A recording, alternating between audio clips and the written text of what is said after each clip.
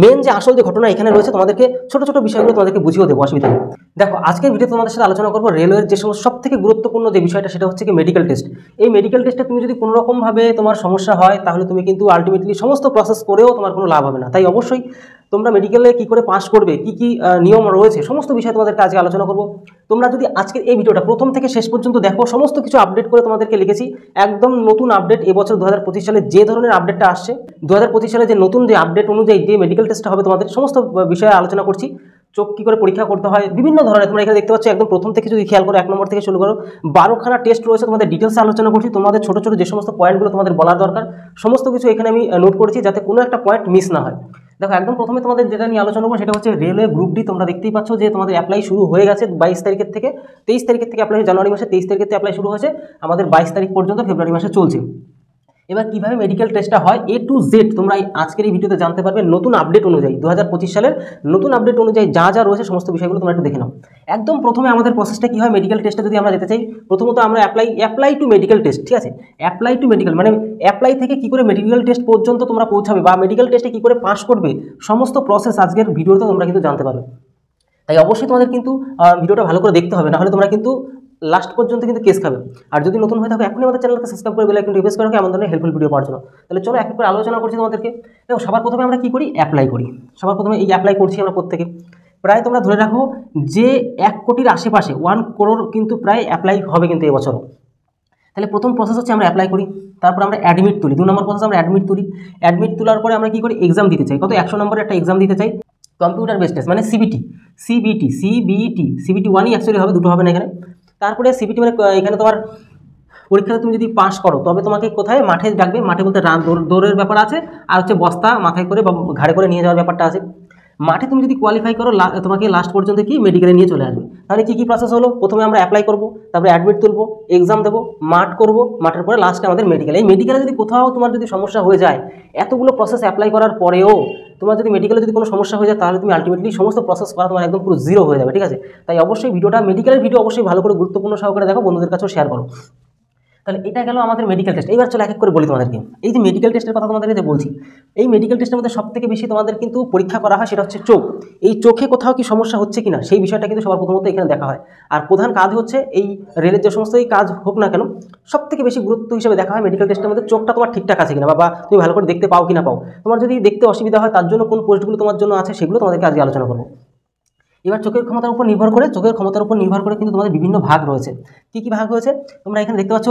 একদম A1 থেকে শুরু হয়, এবং কিন্তু A1টা বেশি থাকে না, মানে A1 থেকে A1, A2, B, তারপর A3, তারপর B1, B2, C1, C2 এই ক্যাটাগরি রয়েছে। এবার কোন কোন পোস্টগুলি রয়েছে, কেন রয়েছে, কী করতে হবে, সমস্ত বিষয় নিয়ে আলোচনা করছি। আচ্ছা চলো একটু বিষয়টা আলোচনা করে দিই, প্লাস এগুলো তো রয়েছে সমস্ত কিছু তোমাদেরকে বলবো। দেখো A1টা হচ্ছে সবথেকে ভালো চোখ, মানে কোনো কিছু সমস্যা নেই চোখে, ঠিক আছে।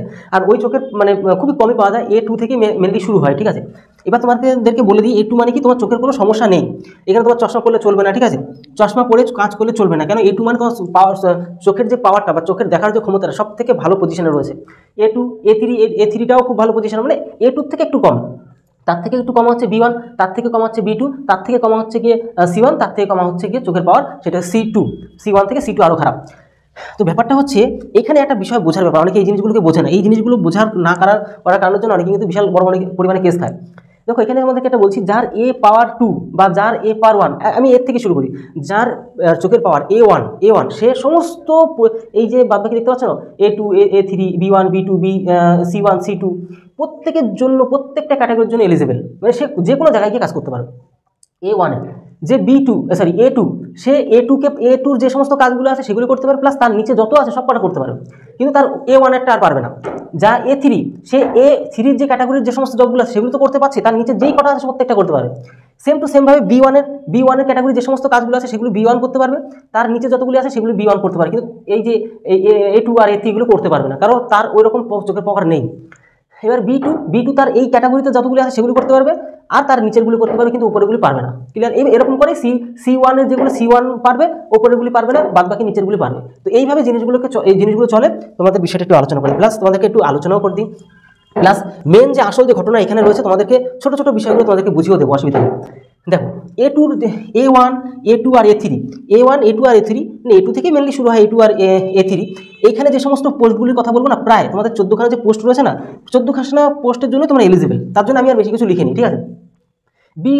B1 এর ক্ষেত্রে প্রায় ম্যাক্সিমামই তোমাদের এলিজিবল পোস্ট, কিন্তু B2 এর ক্ষেত্রে কি কি আছে, অ্যাসিস্ট্যান্ট ট্রাক তোমার মেশিন, আর তোমার assistant TL and AC, assistant TR, এটা কিন্তু B2 এর কথা বলছি, ঠিক আছে, সবকটাই কিন্তু B2 আর B1 এর কথা বললাম তো ম্যাক্সিমাম তুমি এলিজিবল হবে অসুবিধা নেই পোস্টের জন্য। এবার B2 এর ক্ষেত্রে কি তোমাদের বললাম, এগুলো এতটা বললাম, অ্যাসিস্ট্যান্ট ওয়ার্ক, তারপর হচ্ছে গিয়ে ট্রাক মেইনটেনার গ্রেড 4, তারপরে তোমার assistant bridge, assistant C&W, assistant loco shed diesel আর ডিজেল প্লাস ইলেকট্রিক্যাল, অ্যাসিস্ট্যান্ট তোমার সিগন্যাল অ্যান্ড টেলিকম, এই প্রত্যেকটার জন্য B2 এলিজিবল। এবার B1 এর ক্ষেত্রে কি, assistant work, assistant TL AC, assistant depot মানে স্টোরেজ, অ্যাসিস্ট্যান্ট ওয়ার্কশপ, এই ওয়ার্কশপের। আর তারপরে হচ্ছে C2 এর ক্ষেত্রে বিভিন্ন ধরনের ক্লার্কিং যে সমস্ত কাজগুলো হয় সেগুলো, পাশাপাশি ওয়ার্কশপে যে সমস্ত কাজগুলো হয় সেগুলো তোমরা কিন্তু এলিজিবল হবে, ঠিক আছে, মানে C2 এর ক্ষেত্রে। এবার মেন কথা হচ্ছে C1 আর C2 ক্ষেত্রে তোমরা ধরে নিয়ে চলতে পারো ওয়ার্কশপের যে সমস্ত কাজগুলো আসে সেগুলোর জন্য তোমরা বেশি এলিজিবল হবে এখানে, ঠিক আছে, মানে যেগুলো তোমার ক্লার্কিং টাইপের কাজ, মানে বেশি পেশার কাজ না, সামান্য যেগুলো কাজ, একটু সামান্য লেখাপড়া, কিছু হিসেব রাখা, এই সমস্ত কাজগুলো C1 আর C2 মানে ক্লার্কিং পোস্টের জন্য দেওয়া হয়, ঠিক আছে। তো এই বিষয়গুলো তোমাদের আলোচনা করে দেবো। এর পাশাপাশি আরও যেগুলো সব থেকে মেন ইম্পর্টেন্ট যে মেডিকেল টেস্টের মধ্যে পড়ছে সেটা এক এক করে চলো আলোচনা করি। এই যে মেডিকেল টেস্ট নাম্বার 1, সেটা কি, ডিস্টেন্স ভিশন টেস্ট। তোমরা পাশে ছবিও দেখতে পারবে, অসুবিধা নেই। পরীক্ষাকে চেক করা, মানে চোখকে চেক করা, আই টেস্ট, ঠিক আছে। ডিস্টেন্স ভিশন টেস্ট মানে তুমি দূরত্ব থেকে ভালো করে দেখতে পাচ্ছ কিনা, তুমি দূরে জিনিসগুলো দেওয়া থাকছে সেগুলো তুমি ঠিকঠাক দেখতে পাচ্ছ না, কতটা দেখতে পাচ্ছ, কত পর্যন্ত তুমি দেখতে পাচ্ছ, সেগুলো তোমাকে কিন্তু চেক করা হয়। এবার হচ্ছে নিয়ার ভিশন টেস্ট, মানে তুমি কাছের জিনিস ভালো করে দেখতে পাচ্ছ কিনা, ঠিক আছে, কাছের জিনিসগুলো তুমি কাছে রাখবে, মানে দূরে ছবিগুলো দূরে রেখেও দেখবে একবার, যেটা কিনা ডিস্টেন্স ভিশন টেস্ট, দূরে রেখে একবার দেখবে তুমি কি কতটা ভালো দেখতে পাচ্ছ, একদম কাছে রেখেও দেখবে সে তুমি কাছে কতটা ভালো দেখতে পাচ্ছ, ঠিক আছে। এই দুটোই চেক করবে। আর তোমার এক চোখ, অনেক সময় এক চোখ বন্ধ করে এক চোখ খোলা রেখে এরকম করেও তোমাকে কিন্তু মানে তোমাকে জিজ্ঞাসা করতে পারে তুমি কতটা দেখতে পাচ্ছ না পাচ্ছ। এইবার সব থেকে মারাত্মক বিষয় হচ্ছে গিয়ে binocular vision test. Binocular vision test মানে কি, রং ঠিক মতন চিনতে না পারা, ঠিক আছে, তুমি রং ঠিক মতন চিনতে পারছো কিনা, 4-5টা রং দেওয়া থাকবে এক জায়গায়, 4-5টা করে রং দেওয়া থাকবে, সেই রঙগুলো তুমি সঠিক চিনতে পারছো নাকি, ওইটা হ্যাঁ এটা ওই রং, ওইটা ওই রং, বা পাশে এটা রং, ডান পাশে ওটা রং, উপরে এটা রং, নিচে এটা রং, এইগুলো তোমাকে বলতে হবে, ঠিক আছে। এইটা হচ্ছে বাইনাকুলার ভিশন টেস্ট, যেটা রং বিভিন্ন রঙগুলিকে তোমাকে ঠিক মতন চিনতে হবে। 4 নম্বরও যে মেডিকেল টেস্ট হবে সেটা কি, নাইট ভিশন টেস্ট, মানে কি রাতের যে অন্ধকারে একটা ছবি দেবে, রাতে দুটো ছবি দেওয়া থাকবে, রাতের অন্ধকারে দুটো বা একটা ছবি দেওয়া থাকবে, তুমি ঠিকমতো দেখতে পাচ্ছ কিনা রাতের অন্ধকারটা, বা কী কোয়ালিটিতে তুমি দেখতে পাচ্ছ সেটাকে তোমাকে পরীক্ষা করে নেওয়া হবে, ঠিক আছে। তুমি যদি ভালো দেখতে পারো তাহলে একদম সঠিক দেখতে পারো, যা যেরকম কালার দেওয়া থাকবে সেরকমই দেখতে পারবে নাইটে। তুমি যদি একটু চোখের সমস্যা থাকলে তাহলে ওটাকে ঝাপসা দেখবে, এইগুলো হয়, ঠিক আছে। তার জন্য বলছে এটা নাইট ভিশন টেস্ট। এইবার আরও নেক্সট চলে আসো 5 নম্বর হচ্ছে, সেটা কি মেসোপিক ভিশন টেস্ট। মেসোপিক ভিশন টেস্ট মানে কি, তোমার চোখের বিভিন্ন ধরনের পরীক্ষা করবে, ঠিক আছে, চোখে যন্ত্রপাতি লাগিয়ে তোমার চোখ ঠিকঠাক আছে কিনা, শুধু এগুলো দেখলে তো হবে না, তোমার চোখটা ঠিকঠাক আছে কিনা, তুমি তোমার চোখে কোনো সমস্যা নেই কিনা, সেটা যন্ত্রপাতি বা যে মেশিনারি জিনিস দিয়ে তোমাকে কিন্তু পরীক্ষা করে নেবে, ঠিক আছে। এবার আমরা চলে আসবো আরও নেক্সট, তোমরা 6 নম্বর পয়েন্টে যদি দেখো, colour blindness test. Colour blindness test এটা সব থেকে বড় গুরুত্বপূর্ণ একটা vital point. Colour blindness test মানে কি, তুমি রঙগুলোকে ঠিক মতন চিনতে পারছো না, অনেকে লাল রং চিনতে পারে না, অনেকে সবুজ রং চিনতে পারে না, অনেকে হলুদ রং চিনতে পারে না। এই সমস্যা যদি কারো থাকে তাদের জন্য আছে এই C1 আর C2 ক্যাটাগরির মধ্যেই তোমরা অ্যাপ্লাই করবে, এছাড়া সেরকম উপরের দিকে অ্যাপ্লাই করবে না, তাহলে তো হবে না, ঠিক আছে। তো এই কালার ব্লাইন্ডনেস যদি সামান্য থাকে তবুও ছাড় দেওয়া হয়, কিন্তু বেশি পরিমাণে থাকলে কোনো রকম ছাড় দেওয়া হয় না, তাদের রিজেক্ট করে দেওয়া হয়, ঠিক আছে। তো এই কালার ব্লাইন্ডনেস যদি সমস্যা থাকে তাদের বিষয়গুলো ভালো করে চেক করে নেয়। 7 নম্বর কি, ব্লাড টেস্ট। অবশ্যই তোমার ব্লাড টেস্টটা তো করবেই। ব্লাড টেস্টের সাথে সাথে তোমার দেখবে যে তোমার রক্তে কোনো সমস্যা আছে কিনা বা তোমার কোনো রোগ আছে কিনা, সেটা ভালো করে পরীক্ষা করে নেবে, ঠিক আছে। এরপরে চলে আসবো আমরা যে হাইড্রোসেল টেস্ট।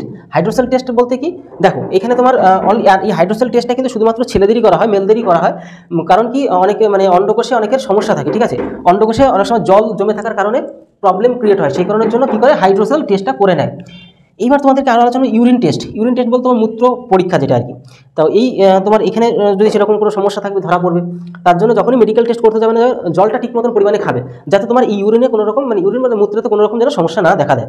এরপর তোমাদেরকে আরও একটা কথা বলবো, এই যে তোমার হাইড্রোসেল টেস্টের কথা যেটা বললাম, যদি তোমার কোনো সমস্যা থাকে তাহলে 3 থেকে 4 মাস সুযোগ দেবে। তোমার যদি এটা ঠিক মতন ডাক্তারের কাছে পরীক্ষা করে বা ডাক্তারের ওষুধ খেয়ে তুমি যদি ঠিক করতে পারো তাহলে কোনো অসুবিধা হবে না, তোমার মেডিকেল টেস্ট তোমার কিন্তু পাস করিয়ে দেবে। এবার 10 নম্বরে যেটা বলবো সেটা হচ্ছে কি প্রেশার টেস্ট, ঠিক আছে। প্রেশার অবশ্যই প্রেশারও মেপে দেখবে সেটা। তো 80 থেকে 120 মধ্যে হয়ে গেলে কোনো সমস্যা নেই, তোমার প্রেশার টেস্টটাও একটু চেক করে নেবে। 11 নম্বর পয়েন্টটা ভালো করে দেখো, পাইল টেস্ট।